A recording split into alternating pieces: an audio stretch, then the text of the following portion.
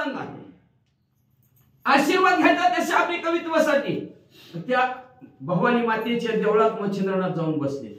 एक नाही दोन नाही 7 दिवस मच्छिंद्रनाथ बसले देवी समोर आणि 7 दिवस सर्व मंगल मंगले शिवे सर्वार्थ साधिके शरण्ये त्र्यंबके गौरी नारायणी नमस्तुते नमस्तुते नमस्तुते हा मंत्र 7 दिवस मच्छिंद्रनाथ म्हणले. तवा तेने जागृत मैच मदिनी वोले पयाला गोणी बाले कोण कामना मनी वेदनी ते मज सांग.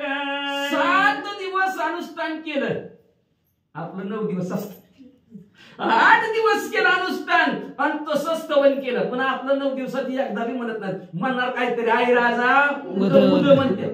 उद उद मन सदा येत नाही. उदय उदय म्हणावं लागतं त्याला. पण उद उद त्याच्यामुळे भ्रंश होतं. शब्दाचा भ्रंश झाला.